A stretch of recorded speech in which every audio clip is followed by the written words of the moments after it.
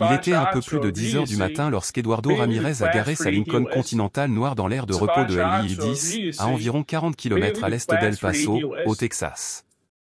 Vêtu d'un costume gris ardoise et d'une chemise bleu clair, il ressemblait à quelqu'un se rendant à une réunion d'affaires, ce qu'il était en fait.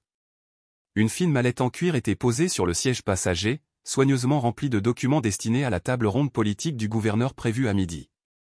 Eduardo avait été juge de district pendant plus de 20 ans, connu dans tout l'État pour son comportement calme et son sens inébranlable de la justice, mais rien de tout cela ne semblait avoir d'importance au moment où une voiture de patrouille d'État blanche s'est arrêtée derrière lui, ses phares clignotants.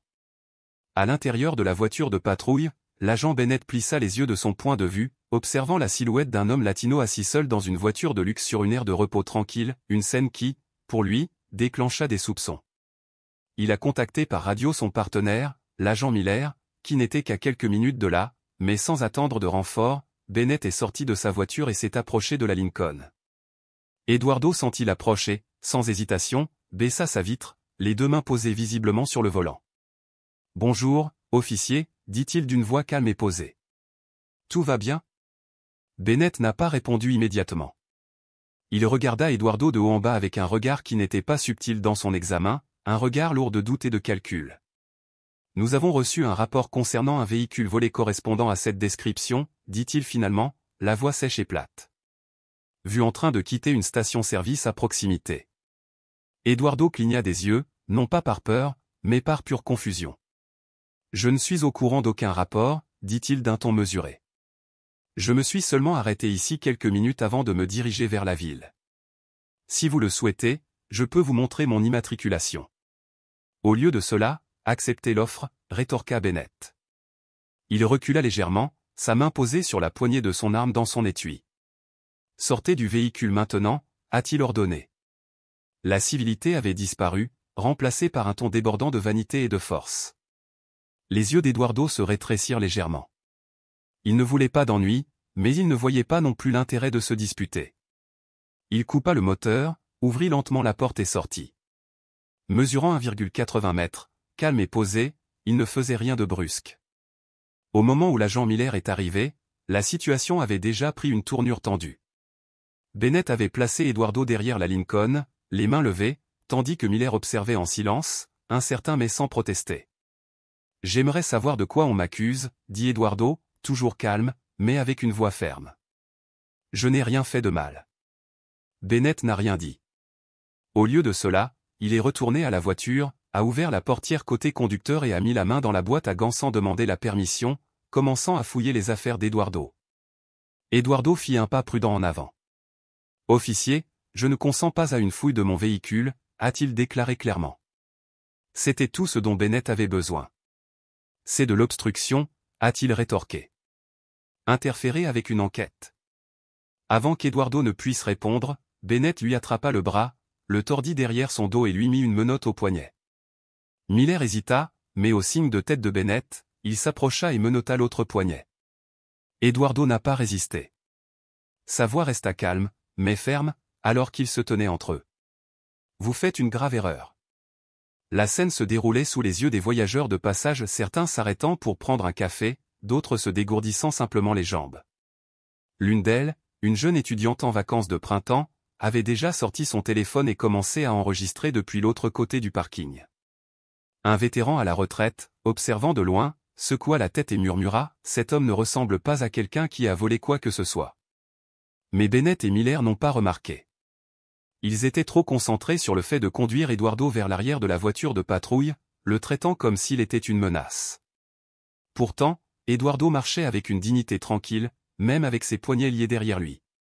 Sa tête était haute, non pas par fierté, mais avec une incrédulité stupéfaite que des années de service, d'honneur, d'autorité légale puissent être effacées en un instant, réduites à rien de plus qu'un profil et une présomption. Alors qu'il était assis sur le siège arrière de la voiture de patrouille, Eduardo ne parlait pas. Il regarda par la fenêtre, au-delà du parking, au-delà des arbres flous se balançant dans le vent du désert, à la recherche de quelque chose de plus que ce qui se trouvait devant lui. Il n'était pas en colère. Pas encore. Il ne paniquait pas. Il réfléchissait, mesurait, savait tranquillement quelque chose que les officiers ignoraient. Cela ne se terminerait pas comme il l'avait imaginé. À l'intérieur du poste de police de l'État, juste à l'extérieur de Las Cruces, au Nouveau-Mexique, Eduardo était assis sur une chaise en plastique dur, sa posture droite, son visage impassible. Les menottes avaient été retirées, mais des marques rouges étaient toujours enroulées autour de ses poignets. L'agent de réservation avait vérifié sa pièce d'identité mais y avait à peine jeté un coup d'œil, tapant les informations comme s'il s'agissait simplement d'un autre nom sur l'écran. Pour eux, il n'était qu'un autre latino d'âge moyen amené pour suspicion. Il n'a pas crié, n'a pas élevé la voix, et d'une certaine manière, cela le rendait plus suspect à leurs yeux. Pour certains officiers, le calme n'était pas un signe de discipline mais un voile, quelque chose dont il fallait se méfier. L'agent Bennett est passé plus d'une fois devant la zone de détention, chaque fois avec un air d'irritation qui masquait à peine son malaise. Miller resta la plupart du temps silencieux en arrière-plan, jetant de temps en temps un coup d'œil aveuglant quelque chose, peut-être un doute, mais ne dit rien. Eduardo a été détenu pendant près de 2 heures sans appel téléphonique, sans explication. Il avait demandé à 3 reprises, poliment, clairement, de contacter son bureau, expliquant qu'il avait un rendez-vous à Santa Fe, un rendez-vous qu'il ne pouvait pas manquer. À chaque fois, il a été ignoré ou rejeté. Autour de lui, la station bourdonnait de conversations tranquilles, du claquement des claviers, du crépitement des appels radio. D'autres officiers entraient et sortaient des pièces, jetant des regards furtifs à Eduardo mais sans jamais l'engager. Certains ont même souri, comme s'ils étaient amusés par la contradiction de ses chaussures cirées, son pantalon sur mesure, sa posture, tout cela était si déplacé, si différent de ce à quoi il s'attendait. Quelqu'un a même murmuré, il pense qu'il est spécial. Eduardo l'a entendu.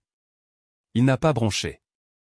Finalement, Bennett est retourné dans la zone de détention, appuyé contre le mur, les bras croisés. Alors, dit-il, allez-vous nous dire pourquoi vous étiez assis là, le moteur en marche? Vous inspectiez la zone, en attendant quelqu'un. Son ton était moqueur, pas curieux. Eduardo leva les yeux, sa voix ferme. Je vérifiais les directions sur mon téléphone.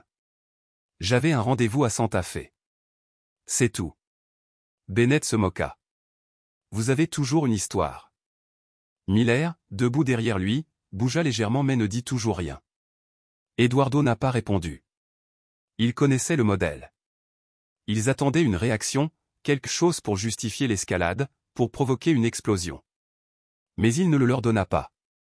Il avait passé des décennies à écouter des histoires comme celle-ci racontées par des jeunes hommes qui n'avaient jamais eu la chance d'être entendus. Il ne nourrirait pas le cycle. Après un moment, le chef d'équipe est entré. Le sergent Pamela Jatt, une cinquantaine d'années, aux cheveux grisonnants attachés en chignon serré et au regard perçant et attentif, s'arrêta lorsqu'elle vit Eduardo. « Depuis combien de temps est-il ici » demanda-t-elle, la question en suspens.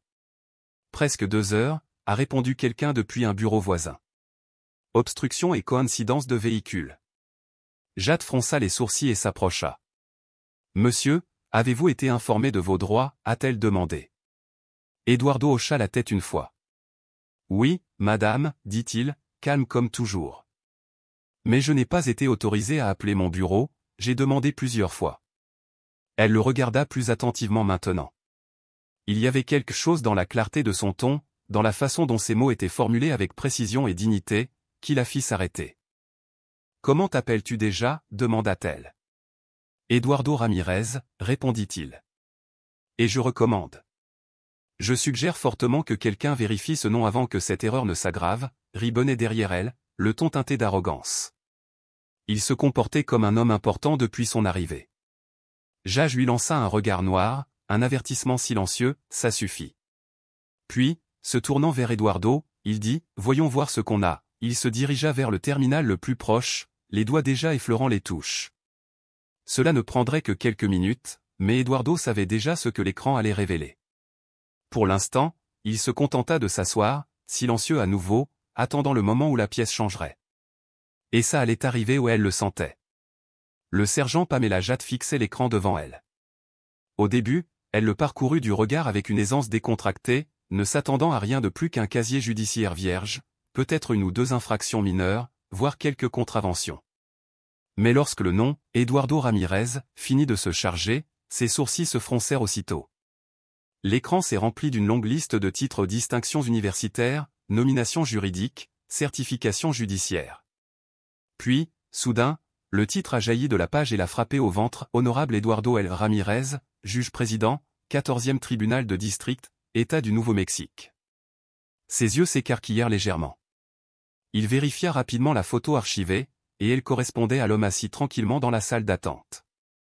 Jetant un coup d'œil par-dessus son épaule à travers la vitre, il regarda de nouveau Eduardo, puis de nouveau l'écran, clignant des yeux une fois, tandis que la vérité s'imposait. Il se leva vivement, ses bottes résonnant au sol avec un bruit sourd mais pressant tandis qu'il se dirigeait vers la zone de détention. Benet, toujours adossé au mur, les bras croisés, rayonnait d'une ignorance assurée. Miller se tenait à proximité, évitant le regard d'Eduardo. Jage ne dit rien. Elle ouvrit d'abord la porte et entra. Eduardo la regarda, calme et posé, comme il l'avait toujours été depuis son arrivée. « Tu as dit que tu avais une réunion à Santa Fe », commença-t-elle doucement. « Oui », répondit-il. Eduardo, à midi. J'ai été invité à une table ronde sur la réforme de la justice avec le gouverneur Jage. Il prit une longue inspiration. « Vous êtes le juge Eduardo Ramirez », dit-elle, sans demander, mais en confirmant. Il hocha légèrement la tête. « C'est vrai. » Il y eut un silence, puis sa voix s'adoucit sous le remords. « Votre honneur, je vous présente mes excuses. Cela n'aurait jamais dû arriver. » Derrière elle, Bennett se redressa, passant de la détente à la stupéfaction. « Attendez, que voulez-vous dire par votre honneur » demanda-t-il, la confusion perçant sa bravade. Jage se tourna lentement vers lui. « Vous avez arrêté votre père. Un juge d'État en exercice. Sans motif valable. Vous avez fouillé son véhicule sans mandat et lui avez refusé le droit de contacter un avocat. » Sa voix était posée, mais elle était d'une gravité froide qui transperçait la pièce comme du verre. « C'est sérieux. » La bravade de Benet s'est effondrée. Il semblait incertain, plus petit, d'une certaine manière. Il ne se comportait pas comme un juge, murmura-t-il faiblement. Il n'a pas dit qu'il l'était. Vous aviez sa carte d'identité, l'interrompit Jage. C'était votre responsabilité de la vérifier. Au lieu de ça, vous avez envenimé la situation, sans raison. Il tourna la tête vers Miller. Et vous aussi. Vous avez aidé à menotter un homme sans motif valable. L'un de vous comprend-il pleinement l'ampleur de ce que cela signifie? La pièce sombra dans un silence pesant et étouffant. Benet ouvrit la bouche, mais aucun son n'en sortit. Le visage de Miller était pâle, décoloré. Personne n'osait bouger. Jage se tourna vers Eduardo. « Monsieur. Je suis désolé. Souhaitez-vous contacter le bureau du gouverneur maintenant, ou préférez-vous que quelqu'un vous y accompagne ?» Eduardo esquissa un léger sourire pas suffisant, juste las. « Oui. J'aimerais bien. Merci, sergent. » Elle hocha la tête, sa voix plus basse maintenant, son attitude entière transformée, et elle le conduisit hors de la salle de détention. L'atmosphère du poste changea brusquement. Les agents levèrent les yeux de leur bureau, certains affichant une expression perplexe, d'autres une expression honteuse. L'homme qu'ils avaient pris pour un simple détenu silencieux traversait maintenant le bâtiment avec une autorité tranquille, sa dignité intacte. Alors qu'il sortait avec un téléphone à la main et Jage marchant à ses côtés, il était clair pour tous ceux qui regardaient que cette histoire était loin d'être terminée. À la tombée de la nuit, la première vidéo avait déjà fait surface. Un clip de 27 secondes, filmé par un étudiant dans la salle de pause, était devenu viral. On y voyait le juge Eduardo Ramirez menotté par l'agent Bennett, qui lui demandait calmement ce qu'il avait fait de mal. On entendait hors champ la voix de l'étudiant, stupéfait, c'est fou. Il n'a rien fait. La vidéo a déclenché un incendie sur TikTok, puis a fait le buzz sur Twitter et Facebook sous le titre explosif « Un homme arrêté pour être latino en costume ». En quelques heures, la vidéo a dépassé le demi-million de vues. À minuit, elle avait franchi la barre des 2 millions. Les chaînes d'information locales ont diffusé les images avant l'aube. Les médias nationaux ont rapidement suivi.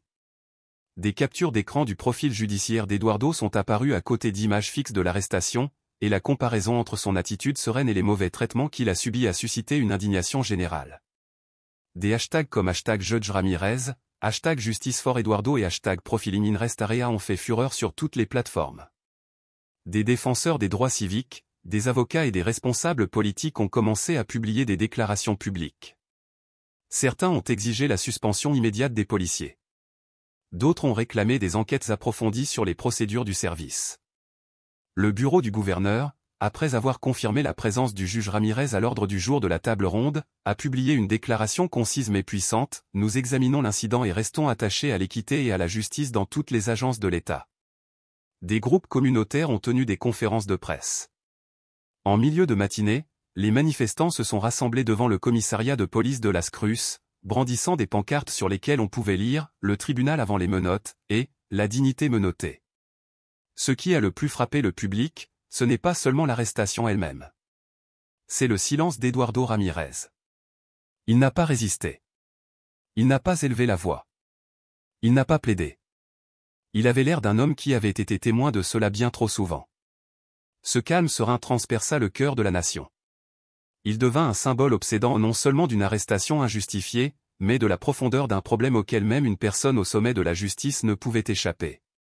À l'intérieur du commissariat, le changement était flagrant. L'agent Bennett avait été convoqué en urgence devant une commission d'enquête. Miller restait assis en silence, visiblement secoué. Le sergent Jatt était présent tout au long de la réunion. Les affaires intérieures, les médias et le bureau du procureur général étaient tous mobilisés. Les lignes téléphoniques étaient coupées. Plus personne ne riait. La vidéo virale avait été envoyée par courriel à tous les terminaux du bâtiment. Nombreux étaient ceux qui la regardaient, bouche bée et dans un silence douloureux. Certains jeunes officiers, notamment les nouvelles recrues, chuchotaient entre eux, se demandant si ce n'était pas enfin le moment où quelque chose de significatif allait changer.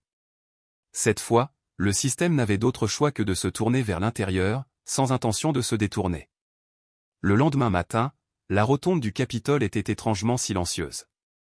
Les journalistes étaient alignés dans le couloir de marbre devant la salle 312, où la table ronde sur la réforme de la justice allait commencer. Les caméramens ajustaient leurs trépieds.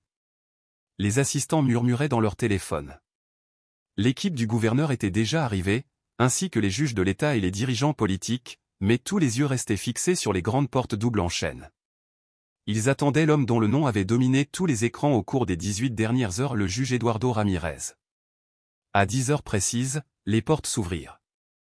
Eduardo entra, posé et serein, vêtu d'un costume bleu marine impeccable, sa serviette en cuir à la main, arborant avec lui la même autorité tranquille qu'il n'avait jamais abandonnée. La salle se tut. Le brouhaha politique s'estompa momentanément pour laisser place à une solennité, à une humanité profonde. Tout le monde se leva, non pas par protocole, mais par respect. Il hocha légèrement la tête et prit place en bout de table. Le gouverneur, assis en face de lui, se pencha en avant. « Juge Ramirez, dit-il doucement, nous sommes honorés de vous avoir ici. » Eduardo répondit avec une résolution tranquille. « Merci, gouverneur. Je crois que le moment est éloquent. » Avant que les discussions politiques puissent commencer, Eduardo a demandé à s'adresser à la salle. Hier matin, commença-t-il d'une voix calme mais indéniablement chargée, alors que je me rendais à cette réunion, j'ai été arrêté, retenu et menotté par 2 agents de notre propre police d'État. Il n'y avait aucun mandat. Il n'y avait aucune cause probable, seulement un soupçon infondé, un soupçon qui, je crois, ne provenait pas de mon comportement, mais de mon apparence. La vidéo parle d'elle-même. Sa voix était ferme, mais elle était d'une gravité qui semblait emplir la pièce, envahissant chaque silence. Ce n'est pas seulement moi qui suis concerné, dit-il, le regard fixe. Je ne suis pas la première personne à qui cela arrive, et si nous n'agissons pas, je ne serai pas la dernière. De l'autre côté de la table, plusieurs responsables acquiescèrent solennellement. Un jeune député, incapable de cacher son émotion, essuya une larme. Eduardo poursuivit d'une voix assurée, on parle souvent de confiance entre les forces de l'ordre et la communauté, mais la confiance ne peut exister sans responsabilité et dignité. Surtout celle des innocents. Cela ne peut être facultatif. Après ces propos, l'ordre du jour a changé. Ce qui était initialement prévu comme une discussion technique axée sur les normes de formation et les pratiques de recrutement s'est transformé en un sujet bien plus urgent. Des extraits vidéo ont été diffusés. Des experts juridiques ont présenté leurs analyses. Des défenseurs des droits civiques ont été convoqués dans la salle. Puis est arrivé le moment que personne n'avait vraiment anticipé. Une audience d'urgence a été convoquée pour examiner les accusations de mauvaise conduite portées contre les agents Bonnet et Miller. Le juge Ramirez lui-même a été désigné pour superviser la séance en tant qu'auteur de l'audience. Au début, en tant qu'autorité neutre, il a hésité, ne voulant pas donner l'impression d'un parti pris personnel. Mais après avoir reçu confirmation du conseiller juridique du gouverneur qu'il n'existait aucun conflit d'éthique, Eduardo a accepté ce rôle. 2 heures plus tard, la salle de la chambre était pleine. Les policiers se sont rendus à une séance d'examen officielle à laquelle participaient des représentants des médias, des représentants de l'État et des membres de la communauté qui avaient réussi à y accéder. Leur bravade habituelle avait disparu. Benet était pâle, la mâchoire crispée. Miller gardait les yeux rivés au sol, évitant tout regard. Eduardo était assis au centre du jury, entouré de 2 autres juges et du procureur. « Nous ne sommes pas ici pour revivre l'humiliation publique », a-t-il déclaré en ouvrant la séance. « Nous sommes ici pour évaluer les comportements et déterminer si les actions entreprises ont violé les normes juridiques et la décence humaine. » Les images vidéo ont été examinées à nouveau, cette fois-ci avec des horodatages, des enregistrements de caméras corporelles et de multiples déclarations de témoins, dont beaucoup contredisaient directement les rapports écrits des agents. Interrogé, Miller a admis n'avoir ni vérifié sa pièce d'identité ni recherché son nom dans son système. Benet a tenté de la défendre, affirmant avoir suivi la procédure, mais sa voix tremblait sous le contre-interrogatoire. Lorsqu'on lui a demandé pourquoi elle avait refusé un appel téléphonique, elle a donné une réponse hésitante concernant le pouvoir discrétionnaire du service, réponse qui a rapidement été démentie. Eduardo n'a jamais perdu son sang-froid. Il est resté professionnel, mais son ton est resté ferme, s'imposant comme une déclaration de changement discrète. Le message était sans équivoque, l'ère des abus occasionnels et du pouvoir sans contrôle était révolue. À partir de maintenant, à partir d'ici. L'audience s'est terminée peu après 17h10.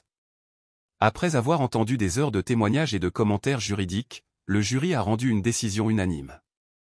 Les agents Benet et Miller ont été reconnus coupables de négligence, de violation du protocole et de manquement aux droits fondamentaux de la personne placée sous leur garde. La décision a été annulée et il a été recommandé que les 2 policiers soient suspendus sans solde, dans l'attente d'une enquête approfondie du bureau du procureur général de l'État. La formulation était précise. L'incident constituait un abus d'autorité motivé par des préjugés personnels et marqué par un manquement grave au jugement professionnel. Quand Eduardo lut la recommandation finale à voix haute, le silence emplit la pièce. Benet resta muet. Sa bouche était serrée, ses yeux rivés sur la table. Miller hocha lentement la tête, une lueur d'acceptation traversant son visage comme si elle avait toujours su la vérité. Les caméras ont filmé leur sortie. Les manifestants, qui avaient attendu toute la journée, se tenaient silencieusement à l'écart tandis que les policiers étaient escortés hors du bâtiment. Pas d'acclamation, pas de cris, juste un silence pesant et respectueux, celui qui persiste lorsque la vérité a enfin trouvé sa voie. Plus tard dans la soirée, lors d'une conférence de presse, le gouverneur était à la tribune, aux côtés d'Eduardo. Aujourd'hui, il ne s'agissait pas de vengeance, a-t-il déclaré. Il s'agissait de justice. Il a salué la retenue et le professionnalisme dont le juge Ramirez avait fait preuve, des qualités auxquelles tout fonctionnaire devrait aspirer, même si un tel sang-froid n'aurait jamais dû être nécessaire. Puis vint l'annonce. Une nouvelle législation serait introduite, un programme de formation obligatoire à l'échelle de l'État, axé sur la désescalade, la reconnaissance des préjugés raciaux et les droits constitutionnels. En outre, le gouverneur a proposé la création d'un comité de surveillance indépendant chargé d'enquêter sur les futures plaintes contre les forces de l'ordre dans chaque comté de l'État. La presse s'est tournée vers Eduardo pour lui demander s'il souhaitait commenter. Il s'est avancé, le regard fixe. « Ce qui m'est arrivé arrive à des gens tous les jours », a-t-il déclaré, des gens sans caméra, sans titre, sans personne pour parler en leur nom. Ce n'est pas seulement un moment d'apprentissage. C'est le symptôme d'une blessure plus profonde. Puis, doucement, il ajouta, mais je crois que les blessures peuvent guérir, avec suffisamment de soleil, de vérité et de responsabilité. Les mots ont résonné bien au-delà de la pièce. En une semaine, les services de police de tout l'État ont commencé à examiner les dossiers antérieurs. Des réunions publiques ont été organisées. Des centres d'aide juridique et communautaires ont offert des conseils gratuits aux citoyens qui pensaient avoir été injustement détenus. Sur les réseaux sociaux, une image du juge Ramirez, debout dans la capitale de l'État, a largement circulé. Il n'était ni en colère, ni triomphant. Il était simplement ferme. Et dans cette force tranquille, les gens ont vu la justice rendue visible. Quant à Benet et Miller, leur suspension a déclenché un examen interne, non seulement de leurs actions ce jour-là, mais de tous les dossiers qu'ils avaient traités au cours des 3 dernières années. Des erreurs sont apparues. Des tendances se sont dégagées. Passé inaperçu pendant trop longtemps, il ne pouvait plus être ignoré. Pendant ce temps, Eduardo retourna dans sa salle d'audience. Il ne mentionna plus jamais l'incident depuis son siège. Il ne fit preuve d'aucun favoritisme. Il ne changea pas de ton. Mais ceux qui entrèrent dans sa salle le firent avec une conscience renouvelée. Ils comprirent que la justice n'était pas seulement un mot gravé dans la pierre au-dessus de la porte du tribunal.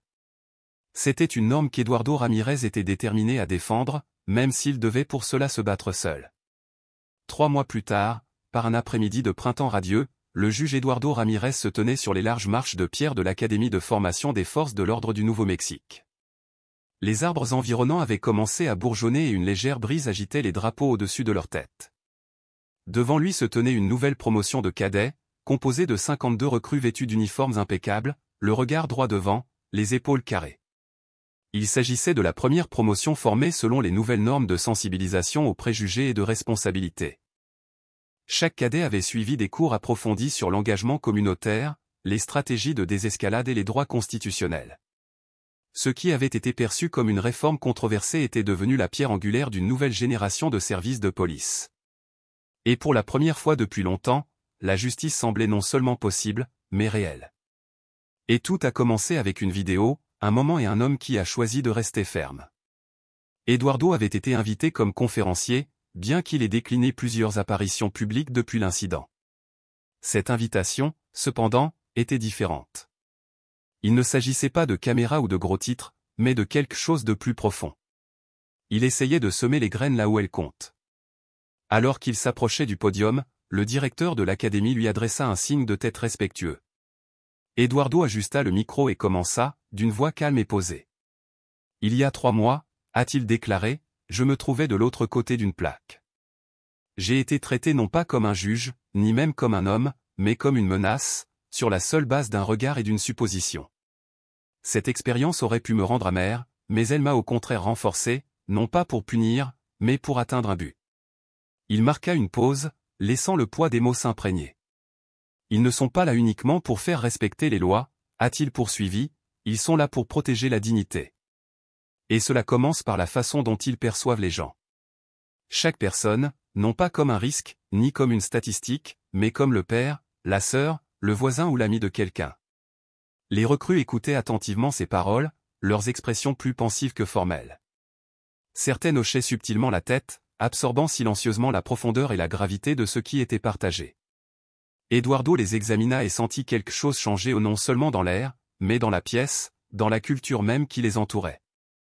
Il y avait dans leurs yeux une gravité qui ne naissait ni de la peur ni de l'orgueil, mais de quelque chose de plus puissant, la volonté. Après son discours, les cadets sont sortis par 2, se dirigeant vers leur famille qui les attendait juste après le terrain d'entraînement. Une jeune recrue latino s'est arrêtée et s'est retournée. « Merci, monsieur, dit-il simplement. Eduardo lui fit un petit signe de tête.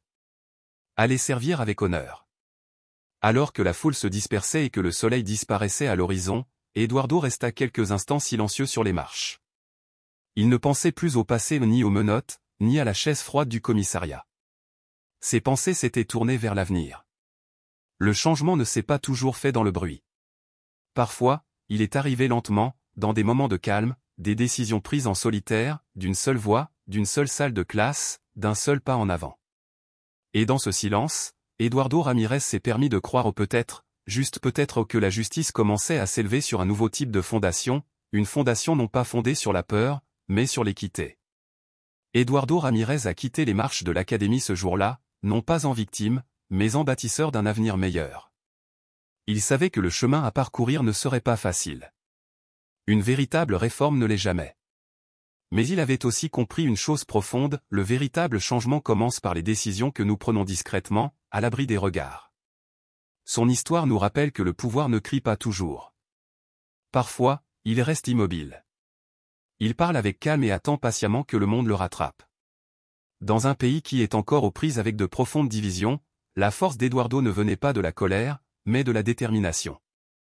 Nous avons tous un rôle à jouer, que ce soit au tribunal, en classe ou dans nos choix quotidiens. La justice commence par la façon dont nous nous traitons les uns les autres, surtout dans les moments où nous pensons que personne ne le remarquera. Si cette histoire vous a touché, inspiré ou fait réfléchir, ne vous arrêtez pas là. Abonnez-vous à la chaîne pour ne rien manquer d'autres histoires fortes et vraies qui interpellent, édifient et nous rappellent les héros silencieux parmi nous. Parce que parfois, la position la plus forte est celle adoptée avec calme, clarté et courage.